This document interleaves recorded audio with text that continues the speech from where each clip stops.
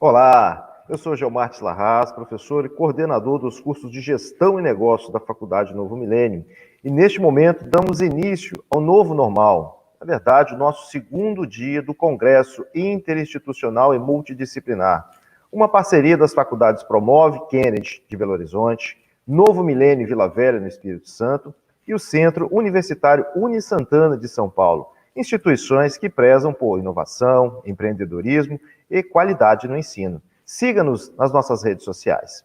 E por falar em educação de qualidade, não podemos deixar de citar a nossa campanha do vestibular do segundo semestre de 2020. Faça hoje mesmo a prova online e garanta descontos exclusivos. Para mais informações, acesse os sites das instituições que seguem abaixo.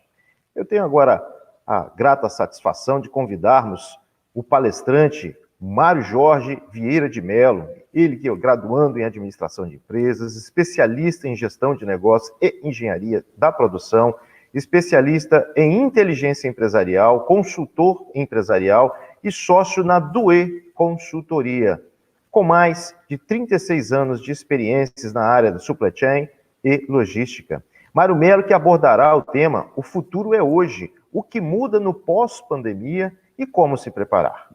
Então, Mário, estamos muito felizes em ter você aqui conosco e queremos saber quais as expectativas para o futuro quando falamos de mudança no pós-pandemia e como se preparar.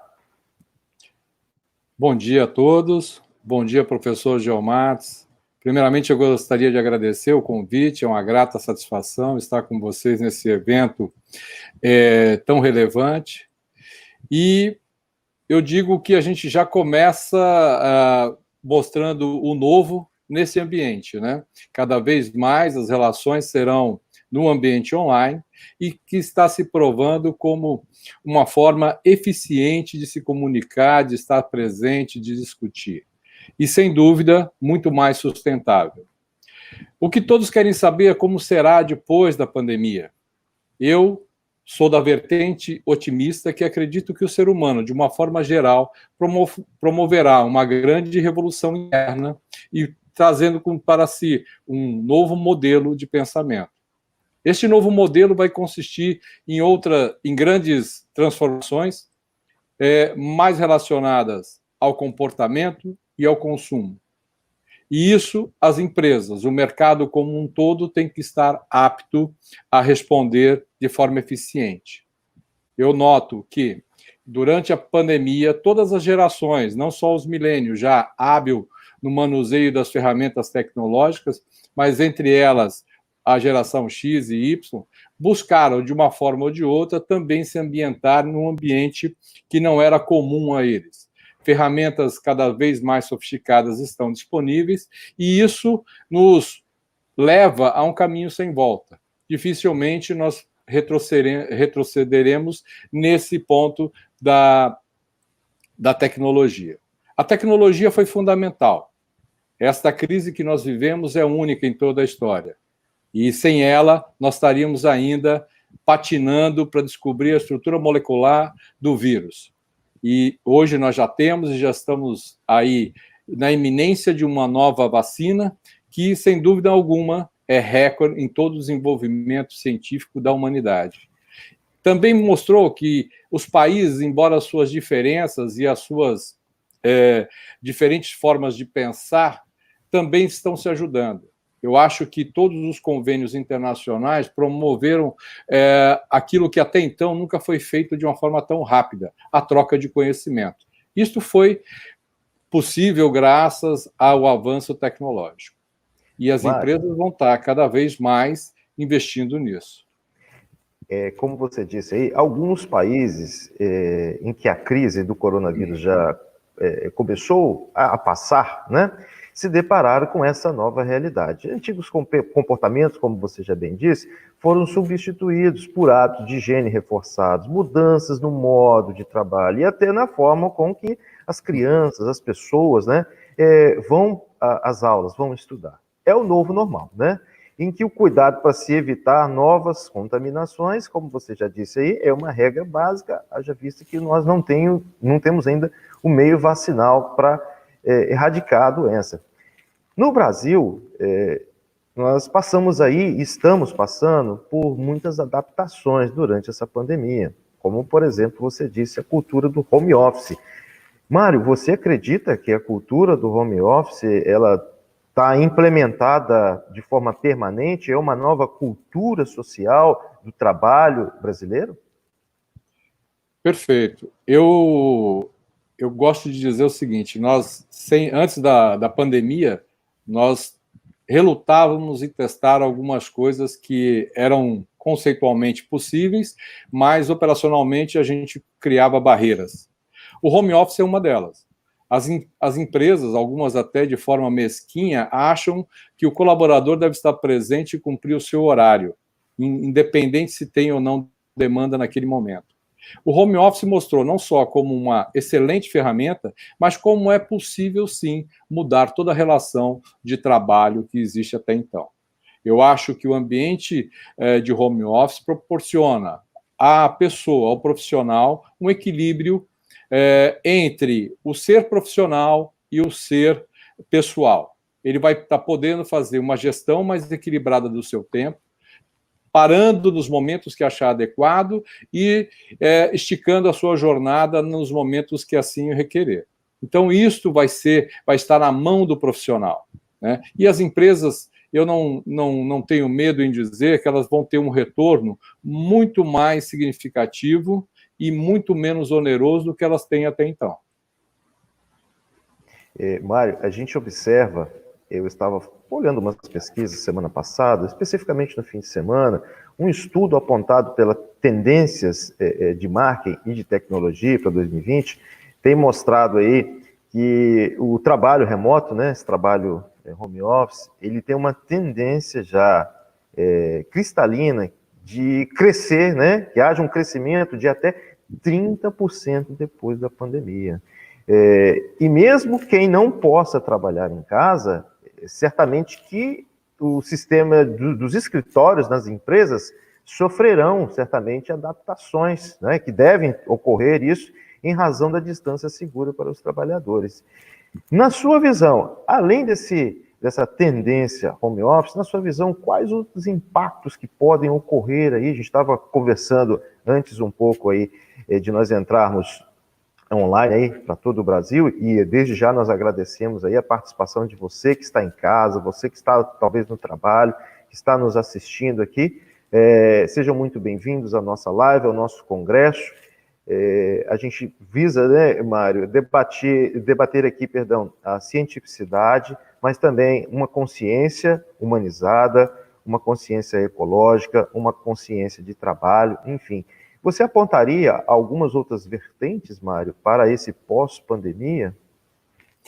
Eu aposto muito que não seja somente o home office, mas outras alternativas de você estar fora do ambiente empresarial, mas presente. E com isso a gente pode falar, como exemplo, os coworks. Os coworks que já vem, é uma tendência mundial e no Brasil, pelo menos nos grandes centros, já responde por uma boa parte dos trabalhos de freelance e até home office. Eu acho que vai ser potencializado daqui para frente. Outros negócios que já existem de uma forma não tão estruturada vão estar estruturados ou se estruturando para oferecer esse serviço também. Exemplo, cafeterias, restaurantes vão estar. Ou seja, o que nós vamos priorizar é o menor tempo possível de deslocamento.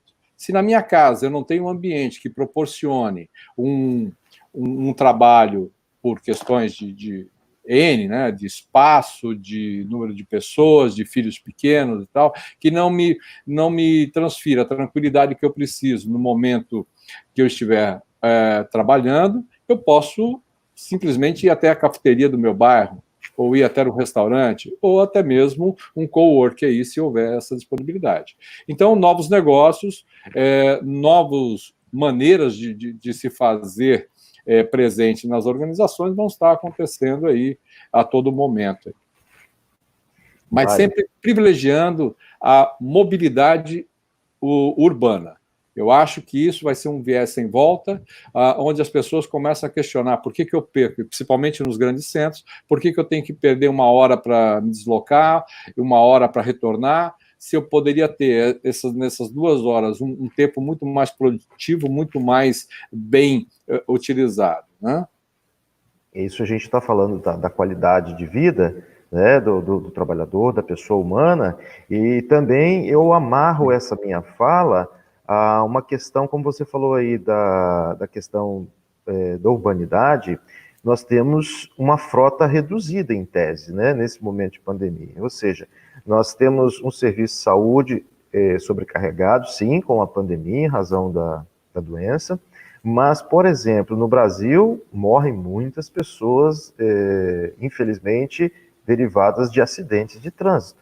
E as pessoas estão, em sua condição maciça, trabalhando em casa. A gente tem uma menor circulação. Qual o seu pensamento sobre essa urbanidade, esse desenvolvimento urbano com a pandemia? Como vai ficar essa sua visão? Perfeito, João Márcio. Eu diria que isto também vem a reboque daquilo que a gente tem muito no discurso de um modelo de vida mais sustentável. Eu acho que a pandemia trouxe essa possibilidade, descortinou à frente de todos, que é possível você estar indo a pé, indo de carro, não indo de carona, e eu acho que essas práticas vão ser, sim, continuadas pós-pandemia, né? Eu acho que, embora alguns dados me deixem um pouco desconfortável em dizer isso, por exemplo, a venda de automóveis 0 quilômetro começa a crescer de junho para cá. Então, o que eu pensava, não, as pessoas vão desmobilizar, vão começar a questionar, poxa, eu passei 3, 4 meses, 5 meses sem carro, meu carro na garagem, daí faz sentido? Ou vamos usar aí os meios que existem disponíveis de aplicativos, enfim. Ou seja, aquilo que a gente preconiza do compartilhamento vai ser, sem dúvida, levado a efeito agora. Eu não preciso mais ter um carro só para mim, eu não preciso ter uma sala só para mim, e, enfim, eu vou levar a efeito esta ideia do compartilhamento. Perfeito. Mário, a gente observa, como você disse aí, na questão da urbanidade, uma preocupação, né, com o aumento da frota. Apesar de estarmos em plena pandemia, há uma diminuição natural da frota rodando, mas há, em tese, um aquecimento nesse setor, nesse segmento. Mas e os impactos ambientais? A gente observa aí, pelas pesquisas, tem se apresentado uma melhoria na qualidade ambiental, em razão de poucos veículos, né, ou uma quantidade menor de veículos estarem circulando. Ah, sem dúvida, sem dúvida. Isso aí vai... Se a gente mantiver essa consciência, muitos recursos que hoje são destinados à construção de vias, de reformas, de sinalização, enfim, todo esse aparato que está relacionado à mobilidade, ela vai ser canalizada para outra necessidade mais importante, né? Exemplo de saúde. Então, eu vejo que sim, a gente vai ter que ter o transporte público mais eficiente, mas não necessariamente ele vai ter que estar aumentado, né? Como eu digo, se a gente não tem mais um horário, uma jornada de trabalho fixa, por exemplo, que é o que as empresas já vinham adotando, horário móvel de trabalho, você não vai ter concentração, né? Você já diminui essa concentração. O que vai mostrar é que os trabalhadores da base da pirâmide vão continuar utilizando esses meios de transporte como já fazem hoje e no período pré-pandemia. Agora, o que a gente tem que pensar é como humanizar esse transporte, tá? E não só por uma questão de conforto, mas também uma questão de contágio. Hoje a gente vê que parte da contaminação acelerada está diretamente relacionada ao nosso sistema público de transporte. Como é que você vai fazer qualquer tipo de prevenção no sistema público de de transporte, né? Isso vai ficar aí para os nossos governantes decidir. A mesma coisa, eu me preocupo, e é o mesmo viés, a gente não tocou, mas tem muito a ver com a urbanização, é como os governos, as autoridades vão fazer, elaborar proposta para conter o avanço das favelas. Hoje o Brasil deve estar em torno de 100 favelas. E quando a gente fala em favelas, só para citar duas, vamos falar em Paraisópolis, em São Paulo, que já tem uma comunidade de em torno de 100 mil habitantes. Quando você vai para Rocinha, no Rio de Janeiro, você tem 205 mil pessoas, segundo um censo promovido pelas entidades de amigos de bairro da Rocinha, lá, amigos da Rocinha. Então, como essas pessoas que estão lá, em condições ainda aquém de uma realidade mínima, elas vão promover qualquer tipo de cuidado, de hábitos saudáveis de higiene. Então, e aí, essas pessoas vindo para o grande centro, e são crescentes, elas têm muito mais chance de estar promovendo a contaminação, né? É verdade. A saúde pública, a questão de ordem pública, na verdade, enquanto a gente não tem a vacina para erradicar a doença, é uma preocupação latente, né? Não só da sociedade, como da governança. E como é difícil você, em pouco tempo, ter que estruturar aquilo que não foi feito ao longo de décadas, né? Como que você faz? A gente, como você já disse, infelizmente, há uma ausência, né, do poder público atuante de forma adequada nesses ambientes, né, de periferia, das favelas, por exemplo, que concentram muitas pessoas. A gente observa aí nessa pandemia, e alinhando com a pós-pandemia, as desigualdades que hoje são grandes, ela tem a se prospectar ainda mais. A gente observa que no ambiente de pandemia, nós temos aí várias medidas provisórias na ordem trabalhista, contratos suspensos, jornadas de trabalho reduzidas e etc. E esse novo normal? E esse pós-pandemia, com a economia rechaçada como está, né, com a recessão que, ao meu ver, né, como estudioso da área financeira, a gente observa que ela ainda tem uma tendência de piorar, infelizmente, né, piorar ainda mais esse cenário. Então, como atuar frente a essas desigualdades sociais que sobressaltam ainda mais neste momento e que tem tendências, lamentavelmente, de piorar. Isso fica ainda mais latente no pós-pandemia. Se as empresas estão passando por momentos de dificuldade, elas certamente terão muita dificuldade de se reerguer, de se rever, né, de se reinventar o negócio. E as pessoas que dependem disso, né, que normalmente faltam qualificação. Ontem eu estava olhando a matéria, falando que esse pós-pandemia, quem sofrerá ainda mais as consequências é a camada da faixa salarial de 1 a 2 salários. Elas ainda terão mais dificuldades. Será que a gente pode comentar alguma coisa nesse sentido, Mário? Não, é notório, Geomates, que essa desigualdade ela vai ser cada vez mais latente, né? Porque a transformação das posições de trabalho, do trabalho formal, sofrerá uma transformação, fortemente motivado pela tecnologia, onde os trabalhos que sejam rotineiros e que tenham uma menor exigência intelectual, eles vão deixar de existir. Uhum. Perfeito. Isso aí é notório e não tem para onde fugir. Agora, eu não acredito que apenas o viés tecnológico somente vai suprimir empregos. Eu acho que uma outra vertente que vai contrapor a tudo isso é um viés mais humanista, né? Onde as relações das empresas com o consumidor, elas terão que ser muito mais adensadas. De que forma? Hoje você, por exemplo, recebe lá uma pesquisa ou uma abordagem para a venda de seguro e você vê que a coisa é muito fria, né? É muito fria. Por quê? Nós vamos propor, por que você não quer? Porque eu não quero. E a conversa acaba mais ou menos assim. O que eu acho que vai ter um elemento muito mais negociador, que Ao invés, isso eu estou supondo, ao invés de fazer uma abordagem clássica de uma venda de seguro, por exemplo, ele vai estar trazendo um lado lúdico, por exemplo. Ele vai contar uma história para você. O senhor sabia quantas famílias e tal ficam desacobertadas quando o seu provedor falece, por exemplo? O senhor conhece a história do João?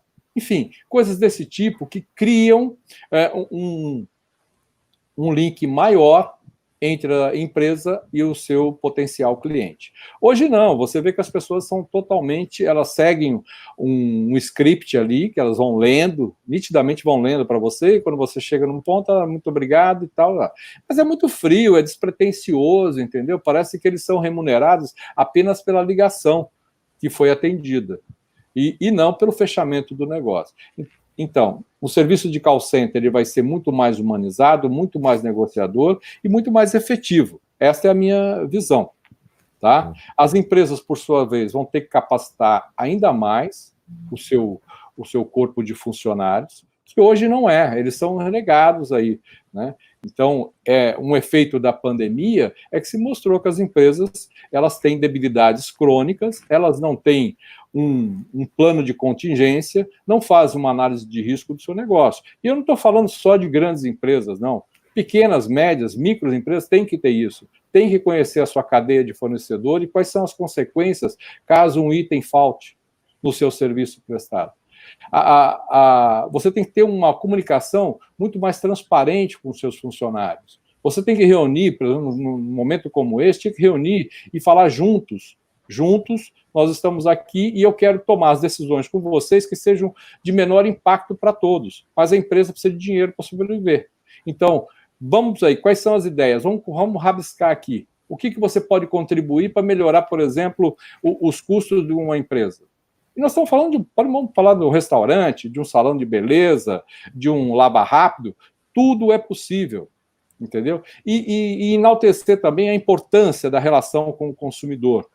Se eu tivesse um negócio hoje, eu estaria, sei lá, todo mês, toda semana, fazendo com que meus funcionários tivessem uma camiseta com uma mensagem, por exemplo, sabe? Para instigar não só o consumidor, mas a própria equipe. Você vê hoje que tem atendimentos que são muito mal feitos, com muita antipatia. Isso é ruim. E o novo consumidor, o consumidor pós-pandemia, certo? Ele vai vir com uma carência que até então nós não conhecíamos. Ele vai valorizar um sorriso, um bom atendimento, um aperto de mão, uma cortesia. Uma cortesia que não quer dizer um bem, não, pode ser um bilhetinho. Você é muito importante para nós, obrigado por retornar, certo? O consumidor também vai estar ávido por novas experimentações. Ele não vai ser mais fiel do que ele era, mas ele vai fazer escolhas mais assertivas. Por exemplo, aquele comerciante que, num momento de pandemia, explorou este momento de forma puramente capitalista, ele vai ser renegado. Sem Isso dúvida. Nós vimos, né? Nós vimos na questão de luva, de máscara, de álcool gel, as pessoas superfaturando em cima disso aí, que na verdade é uma calamidade. E quando você vê, você tem exemplos pelo mundo que são comportamentos totalmente antagônicos a esse. Né? Quando nós tivemos o atentado em Paris, você vê, motoristas de aplicativo faziam corridas de graça para a população, né? Havia distribuição de água mineral.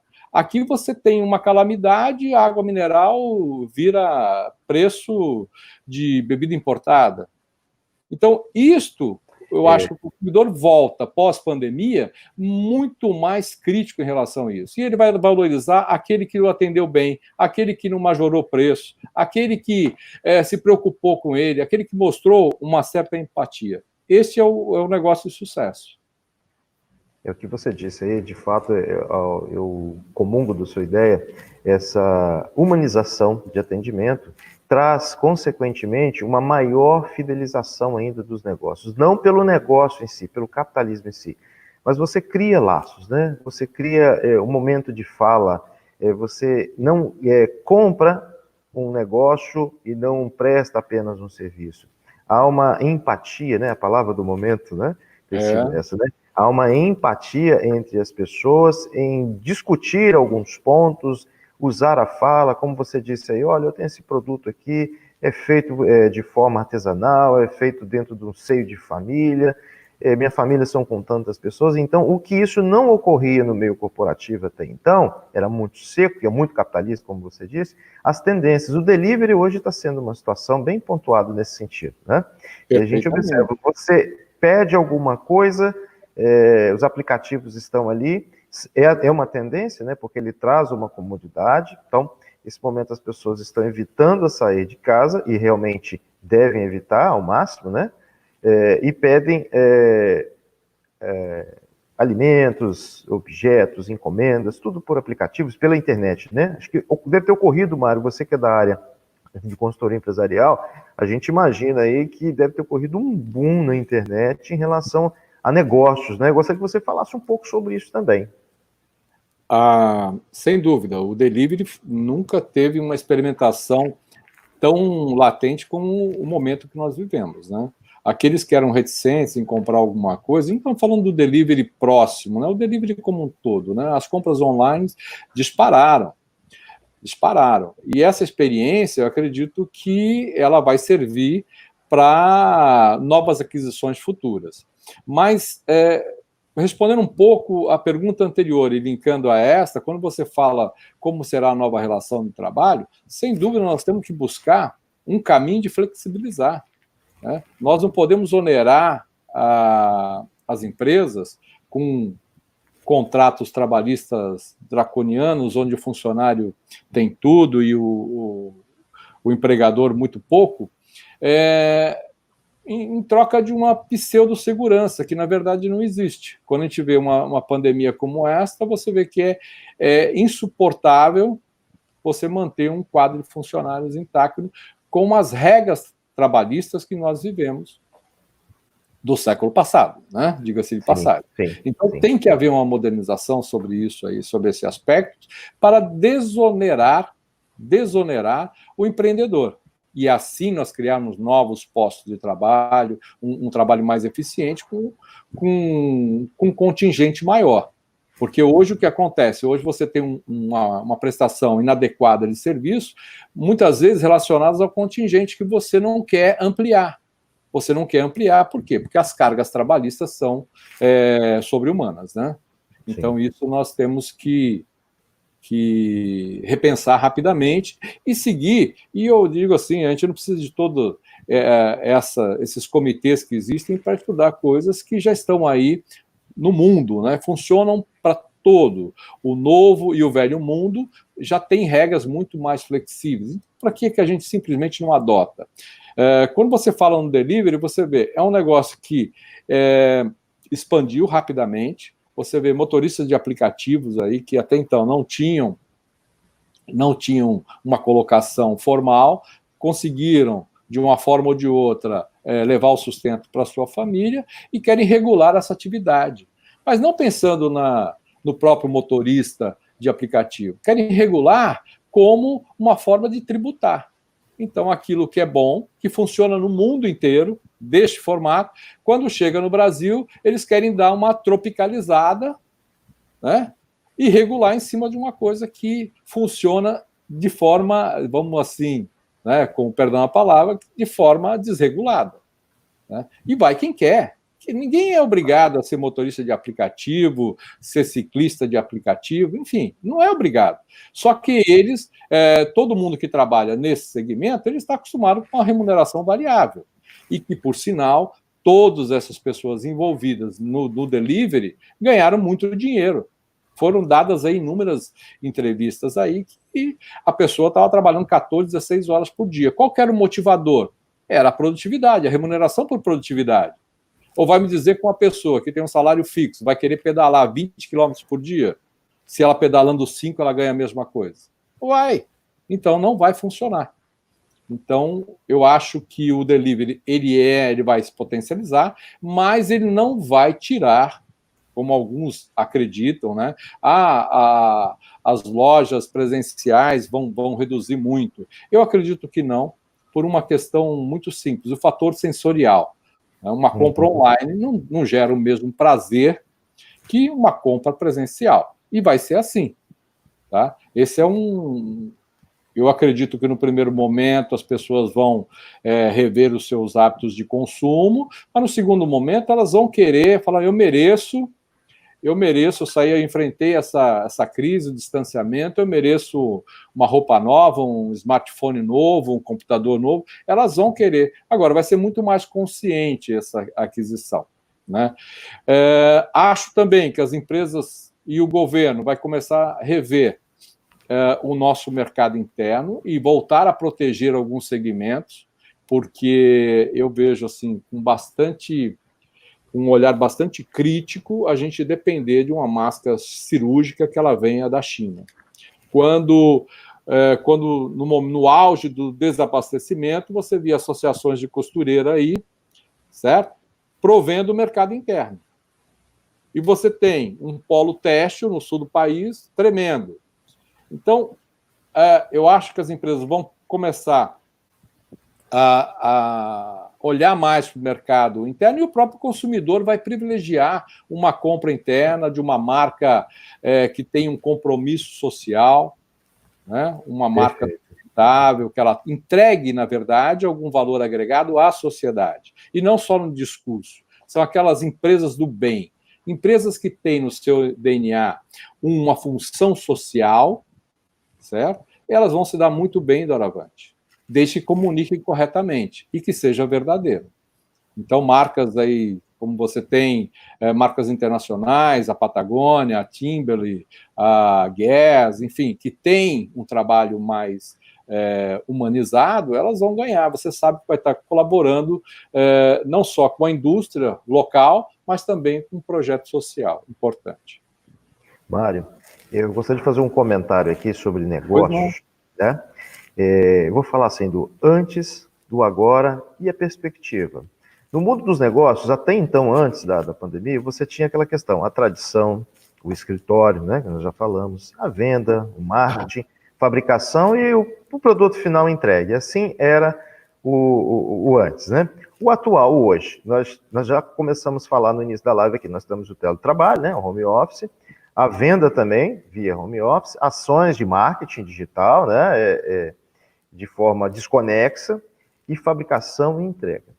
E o amanhã, você poderia nos pontuar as startups aí, a gente está falando de delivery, falando de internet, as startups, o e-commerce, né? A área de logística, que é uma área que você tem um domínio fenomenal, né? Logística reversa, marketing digital, essas questões, como nós já falamos, teletrabalho, mas dentro da sua área, o startups, e-commerce, logística reversa, que você domina muito bem, o que você teria a dizer? Quais as suas considerações sobre estas áreas aí para o mundo dos negócios? Quais as inovações? Eu estou certo em pontuar desta forma ou eu estaria equivocado nesse sentido? Falando de e-commerce, logística reversa, as startups, é o manejo da vez? Não, perfeito. Eu acho, como eu disse um pouco lá atrás, eu acho que é o momento da empresa, as organizações de forma geral, empresas pequenas, médias, fazerem de fato uma imersão para as suas debilidades, o que deu certo durante a pandemia, o que deu errado, o que nós vamos focar aqui para frente. Eu acho que o planejamento tático e estratégico, ele vai ser muito requisitado do Aravante, mas de uma forma bem mais profunda, né? Porque muitas vezes você vê, tem um planejamento estratégico, a empresa tem um planejamento estratégico, mas é muito mais, como diz aí, é muito mais para inglês ver, né? Do que de fato é levado a efeito. E o planejamento estratégico e tático vai ser fundamental para a sobrevivência e manutenção dessas empresas. Eu não diria, Geomatis, apenas da logística em si, porque ela é apenas um elo. Eu acho que a complexidade está em toda a cadeia de suprimentos, e que vai desde o seu fornecedor até o seu cliente. E ela vai além ainda. Ela vai do fornecedor do seu fornecedor. Essas relações vão ter que estar muito mais transparentes, certo? Você tem que, de fato, aquele negócio, ele é meu parceiro e tal, que a gente sabe que não é, né? Uhum. A gente sabe que esse termo parceria não pega bem quando você olha um contrato draconiano, você vê que ali não tem parceria nenhuma. São contratos cada vez mais unilaterais, que é buscando apenas uma vantagem financeira. Então, quando eu olho para isso, eu vejo que existe uma grande oportunidade das empresas, de fato, sentarem, abrirem as suas planilhas e ver o que é possível ajustar aqui e eu ter certeza de um abastecimento contínuo, sem susto. E ver se isso é possível, né? Muitas vezes você fideliza um fornecedor que, num momento como esse, ele te deixa na mão e você não tem mais ninguém. Certo? Então, você tem que rever isso aí, avaliar corretamente quais são os riscos do negócio, se vale a pena ter 1, 2, 3, 4 fornecedores, dependendo do seu negócio e dependendo do risco que você quer correr. Porque uma coisa é certa, risco zero não existe. E se existisse, seria tão oneroso que ninguém ia querer. Todo mundo ia preferir continuar correndo o risco. Né? Então, o empreendedor, e principalmente o empreendedor brasileiro, que ele já é um super-herói, né? Eu acho que uma pessoa que hoje se predispõe a abrir o seu próprio negócio, com as condições que o Brasil oferece, ele é um herói. Mas, ao mesmo tempo, ele não pode achar que ele é invencível em todas as frentes. Ele precisa também se ancorar em pessoas com expertise diferente à sua, certo? Para o sucesso do negócio. Então, essas cadeias vão ter que ser revistas. A logística, sem dúvida, ela vai ter que ser também revista por uma questão ambiental, por uma questão humana. Você hoje, por exemplo, você tem aí a lei do motorista, que obriga você a ter paradas de tempos em tempos, uma jornada máxima de trabalho, mas o que é levado a efeito é que você continua estressando esse elo da cadeia, fazendo com que jornadas cada vez mais longas sejam cumpridas em tempos cada vez menores, né? Em que pese as condições do funcionário. Então, você quer ter estoques cada vez menores, menor capital investido em estoque e uma reposição mais contínua. Mas só que existem limites para isso, e as pessoas estão desafiando esses limites e sobrecarregando a cadeia logística. Né? Por sua vez, as empresas também que recebem os seus materiais aí, elas vão ter que ter um recebimento muito mais racional, eficiente, não pode deixar, por exemplo, que se verifica aí, e os colegas transportadores, amigos aí que têm empresas de transporte, a taxa de ineficiência dos seus equipamentos é muito elevada, porque fica 4, 5 dias esperando para entregar, porque a pessoa comprou, mas não calculou bem, ele quer ter o material à disposição, mas não quer ter o compromisso de receber num tempo razoável, né? E também não quer pagar por isso. Então, tudo isso vai ter que ser acomodado no pós-pandemia, vão ter que rever. Com certeza, ambos os lados tiveram momentos para fazer uma reflexão importante sobre isso, e vendo o seguinte: se a gente tem uma cadeia muito mais racional, fluindo como deve fluir, é mais econômico para todo mundo. Haja vista empresas que adotaram, por exemplo, serviços e entregas agendadas, né? Hoje você consegue fazer uma manutenção no seu carro agendado, você consegue ter um corte de cabelo agendado. E o que significa isso aí? Isso aí não é só porque o momento é de distanciamento social. Isso é economia. Se eu consigo ter um planejamento, onde eu sei que eu vou atender 10 pessoas hoje, e, portanto, eu preciso apenas de 3 profissionais, eu posso dispensar os demais, por exemplo, e criar um banco de horas para consumo futuro. Então, eu vejo que seria extremamente produtivo e benéfico a todos, né, a todos que utilizam dessa cadeia, sentar e refletir sobre melhorias que devem ser implementadas.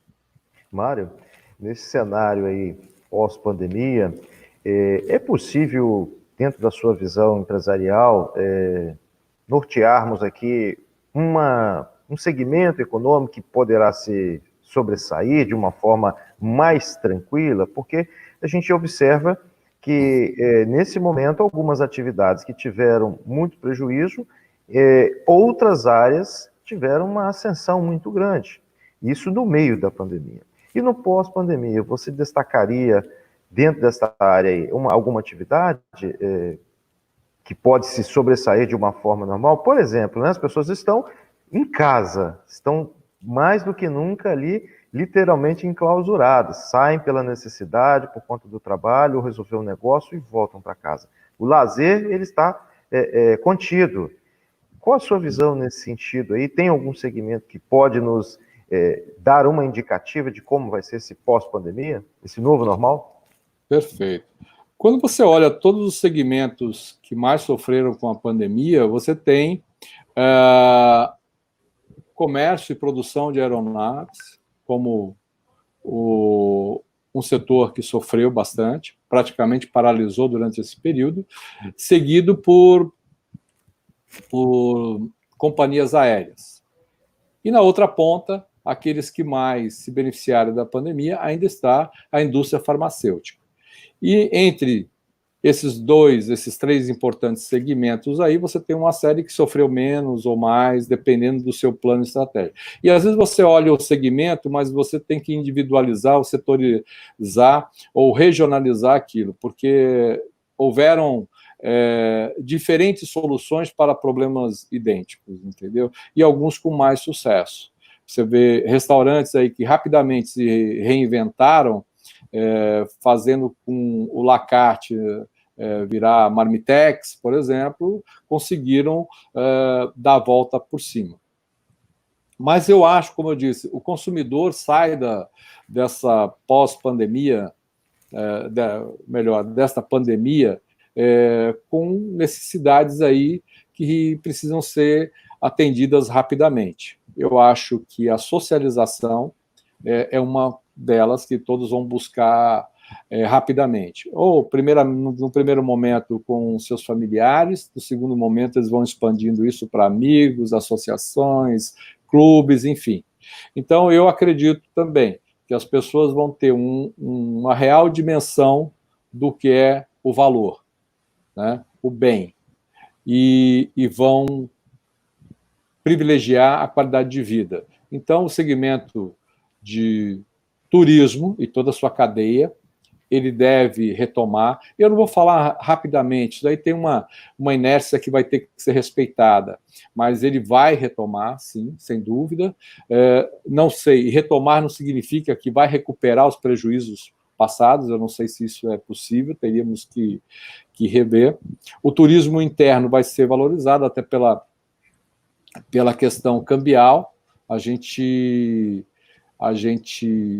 vê que isto aí é bom, num certo momento, né? Outros segmentos, eu acho que material de construção, as pessoas que tiveram todo esse tempo em casa, eles começam a pensar em como tornar o meu ambiente doméstico mais agradável, mais... enfim, mais benéfico, né, o que me faça. Então vai haver um investimento nesse setor. Eu digo que, no mínimo, uma pintura a pessoa vai querer fazer no seu imóvel pós-pandemia. Outros vão querer reformar, reestilizar, enfim, trazer conforto e tecnologia para o ambiente doméstico. Então, eu acho que esses setores vão se sair muito bem aí. Mário, né? Eu quero aqui também fazer um comentário aqui o nosso chat, né? Estão com muitos comentários aqui sobre diversas eu tenho visto. As pessoas estão comentando aqui. A gente agradece a todos que estão participando, a todos que estão em casa, estão no seu ambiente de trabalho, por estarem prestigiando. A gente está buscando aqui trazer conhecimento, um papo bem descontraído, mas com um sentido norteador, né, desse pós-pandemia. Então, agradeço a todos vocês aqui. Vou sobressaltar o Wellington Horta, disse aqui: muitos empresários que exploram o serviço no Brasil abusam muito do poder. Acho que a Justiça, o Ministério Público, deveriam atuar nesse diapasão. Eu também quero ressaltar aqui a fala aqui, deixa eu ver mais uma fala aqui, muito importante. Zilnete Gonçalves, né? A gente fez um convite de família, eu agradeço a Zilnete, né? A prima Zilnete está lá em Domingos Martins, também prestigiando esse momento, eu agradeço a toda a família que está aí. Ela colocou assim, ó, quem faturou mais no setor foram os supermercadistas. E de fato, né, Mário, é um setor de uma sobrevivência, né? Acredito aí que os setores que têm demandas, né? Medicação, né? Os remédios, medicamentos, alimento como num todo, vestuário, que são três cenários básicos, né? São fundamentais aí para sobrevivência. Então, como você disse, essa questão do turismo, isso a gente poderia fazer uma associação pela necessidade. Ó, ficamos 4 meses, 5 meses em casa, e isso a gente está nesse cenário, nesse momento, 4 indo para o 5º mês, né? Isso pode aí estimular essa economia, né? As pessoas partirem para buscar momento de lazer, esse turismo, como você falou, né? Eu concordo, sim, ele não vai ter uma retomada, não uma recuperação imediata, mas pela necessidade das pessoas de saírem de casa, mas com viés financeiro, revendo o seu planejamento estratégico, a sua questão orçamentária, porque a gente quer sair de casa, a gente quer viajar, a gente quer fazer um monte de coisa, mas será que é possível? Então a gente tem que tomar um cuidado, né, Mário, com essa demanda, porque aquela questão, estava em casa e agora veio a vacina, agora estamos livres, né? E a gente não pode também, é um cuidado muito importante, isso é sociológico, né, comportamental, como nós vemos falando desde o início da nossa live, para a gente ter um autocontrole. O comportamento humano, comportamento negocial, ele precisa ser ali bem delimitado. Você concorda? Não, totalmente. Eu acho que foi bem colocado. Eu acho que, embora você tenha desejos que vão ter que ser satisfeitos em algum momento, não quer dizer que você não vai olhar para as suas finanças, né? Muito pelo contrário, eu acho que o consumidor ele volta muito mais reticente e cuidadoso. Ele vai valorizar cada tostão que gasta e vai fazer aquilo valer a pena, de fato. E o impulso, eu acho que perde muito nos primeiros momentos pós-pandemia. É lógico que depois você vai, a partir do momento que o risco vai se distanciando, que o desemprego vai diminuindo, que as empresas começam a pulsar mais rapidamente, você vai se distanciando do risco e vai voltando a uma rotina. Isso é comum, né? Todos os países vão passar pela mesma coisa, alguns já estão nessa fase aí. Mas, concordo com você, você vai priorizar e vai categorizar aquilo que é mais importante consumir no pós-pandemia. E aí eu insisto, eu acho que você vai privilegiar aquilo que faz bem à sua saúde mental. Então, não quer dizer que você precisa sair fazer uma viagem cara ou não, você vai querer fazer aquilo que foi proibido fazer. Por exemplo, ter acesso à praia, né? Você vai querer voltar aos parques, você vai querer fazer uma viagem de 100 quilômetros, você vai querer visitar um parente, né? Então, isso tudo vai ganhando ritmo a partir do momento que a gente vai acreditando e as soluções para o vírus vão se apresentando, né? Então, já se fala em 12 meses, vão ter uma vacina, já se fala em 8 meses, mas eu acredito que, seja em que tempo for, nunca se teve um tratamento tão rápido para um problema sistêmico como este, né? Então, Mário, eu tenho aqui um comentário também. A gente já está encaminhando aqui para os encerramentos, está acabando o nosso tempo, Mário. O debate é muito amplo, é muito gostoso a gente falar dessas questões, a interação maravilhosa aí dos participantes. Nós reiteramos o agradecimento.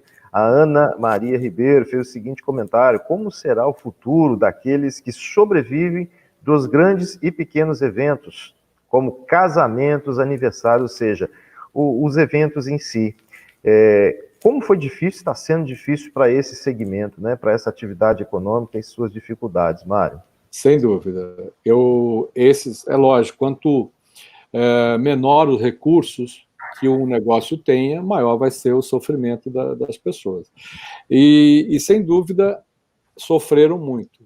Mas eu olho sempre para o lado otimista. Eu vejo que todos os segmentos se reinventaram, né? Vender um voucher de aniversário para o ano que vem, por exemplo.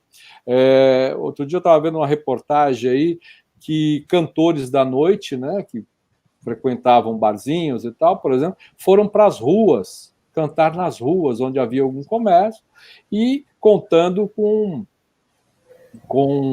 a caridade do povo, né? Começa a se reinventar. Outros mudaram totalmente o segmento. Você vê que uma coisa que existia na década de 90, lá, que era aquele correio elegante, correio falado, tal, que são os carros de som, ressurgiram agora em pleno século XXI, onde a tecnologia está inserida em todos os ambientes. Então, eles voltaram. Então, essas pessoas vão ter que realmente voltar.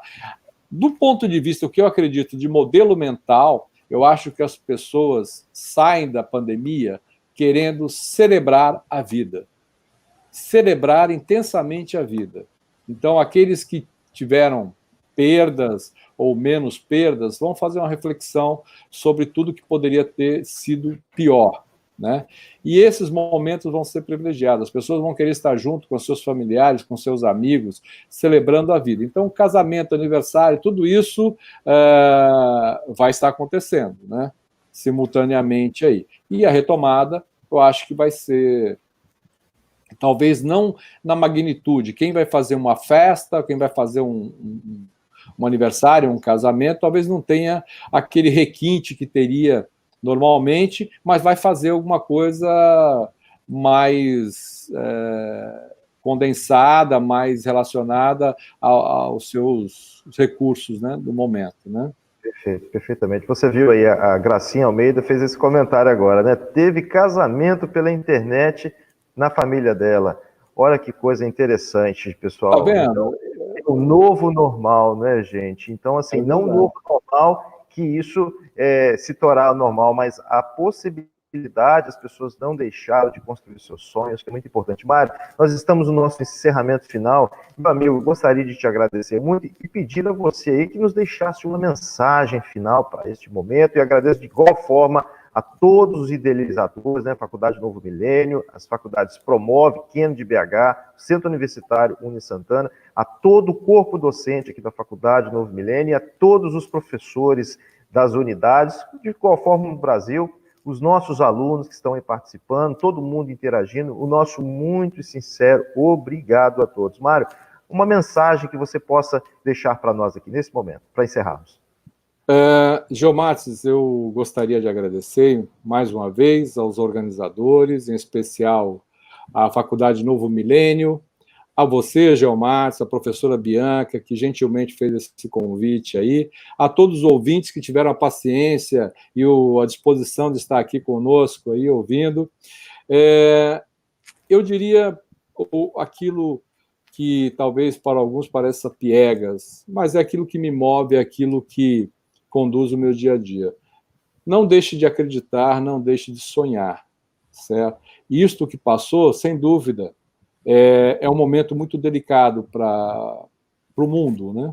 Mas há esperança e a gente vai estar, daqui a algum tempo, lembrando isso de uma outra forma, como quanto forte nós fomos e capaz de superar uma crise. Então, será mais uma crise apenas superada. Tá bom? Um forte abraço a todos, meu muito obrigado. Me perdoe se eu não respondi a todas as perguntas, porque o ambiente online vai entrando muitas questões, você está desenvolvendo uma ideia e daí entra. Mas eu queria responder uma especial que diz respeito a todos nós aí.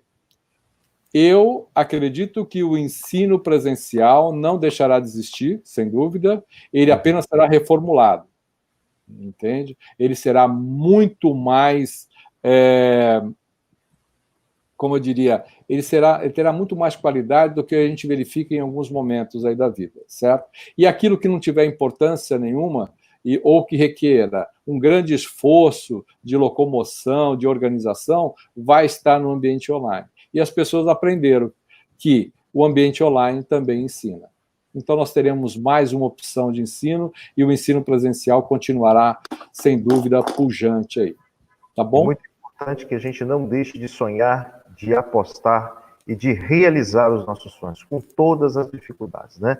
Então, pessoal, eu agradeço mais uma vez a todos vocês aqui. Mário, um beijo carinhoso no seu coração. Obrigado a todos por terem participado aqui. Fiquem na paz. Um forte e fraterno abraço para todos. Até mais.